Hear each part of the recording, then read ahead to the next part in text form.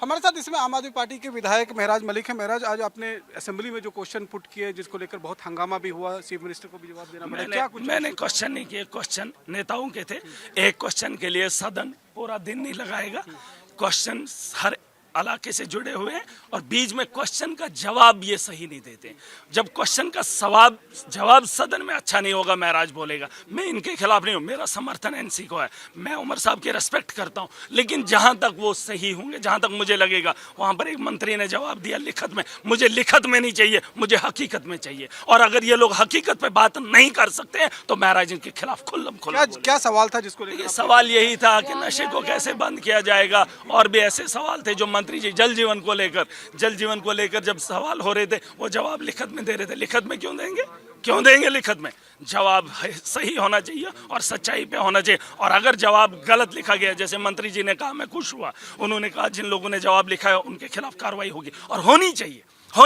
जो ब्यूरोक्रेसी अपना तांडव मचा रही है, सदन में अभी मौका नहीं है बात करने का। कुछ लोग कह रहे हैं यहाँ सेंटर का कंट्रोल है, एलजी का कंट्रोल है, वो लोग भी सुन ले, कंट्रोल किसी का नहीं है। लोकतंत्र है, जीत कर आए हैं, लोगों की सरकार बनी है, एडमिनिस्ट्रेशन को अपनी बात माननी चाहिए। जो यहाँ के लोग कहेंगे किस लिए इलेक्शन करवाए, आज भाजपा ने खुद माना, आपके सामने नहीं कहा कि जल जीवन में स्कैम हुआ। जल जीवन कब हुआ? जब मोदी का राज था, जब एलजी का राज था, जब यहाँ पर बीजेपी की सरकार थी। इन्होंने कहा नशे से इतने लोग वो हुए हैं, पीड़ित हुए हैं, वहां पे रिहैबिलिटेशन खोलो। इन लोगों ने, इन जाहिलों ने 10 साल में क्या ठेके खोले और आज बोल रहे हैं रिहैबिलिटेशन खोलो, उन बच्चों को ठीक। ये शराब बेचे और ये सरकार उनको ठीक करने के लिए रिहैबिलिटेशन। सुन लीजिए, पूरी बात सुन, आप सुनना ही नहीं चाहते हैं, जिस तरह से ये अंदर नहीं सुनेंगे। आप मुझे बताओ, 10 साल में ठेके खोलेंगे, नशे को आम किया गया और आज सरकार से मांग कर रहे हैं कि आप लोग रिहैबिलिटेशन सेंटर खोलो। नशे को बंद करने के लिए आपको 10 साल से जो तुमने माफिया चलाया उसे रोकना होगा और सरकार की ये जिम्मेदारी है। और ये बात ये लोग अंदर नहीं सुनेंगे,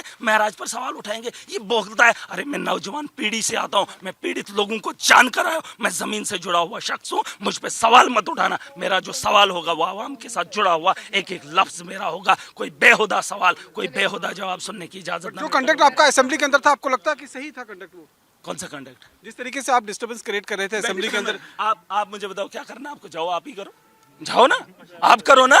अरे मैं डिस्टर्बेंस कर रहा था, रमजान का महीना है। भारतीय जनता पार्टी का क्या? अरे भारतीय जनता पार्टी भाड़ में, उनको क्या करना? रमजान का महीना है, सुबह शहरी में लाइट नहीं है, इफ्तियारी में लाइट नहीं है, तो किस लिए लाइट है? तो बात नहीं करूं क्या? चीफ मिनिस्टर से सवाल नहीं करूं? मेरा इलाके में रमजान फिर से आएगा, फिर से लौट आएगा। ये वक्त जो आज यहाँ से लोगों से निकल रहा है, ये वक्त फिर लौट के आएगा। आप दोगे? मैं दूंगा। अरे मुझे बिजली आज चाहिए, मेरे लोगों को आज चाहिए। सदन में कोई भी खड़ा हो उससे सवाल महराज करेगा। क्यों? आपको क्या लगता है मैं कोई यहाँ पर माहौल खराब करने आया? जाओ पूछ लो खिताई शनाब में आज 82 करोड़ का। आपने सदन में नहीं सुना? आपने नहीं सुना क्या बोला? 82 करोड़ के आज जो है 2023 से हम पोल लगा रहे हैं। अरे जिस जनाब ने बिजली को पैदा किया वहां से तारें बैरून तक पहुंची, लेकिन मेरे इलाके के लोगों के लिए तार और पोल अभी लगना बाकी है और आप पूछ रहे हैं मैं सदन में हंगामा कर रहा हूं। ये जवाब मुझे सुनना है। जहां से गुलाम नबी आजाद आता है, जहां से वक्त के बड़े बड़े नेता आते हैं, और उस जनाब के अंदर अभी तक तार और पोल लगाने के लिए 82 करोड़ का प्रोजेक्ट 12% पे काम हो रहा है। ये सुनूं मैं?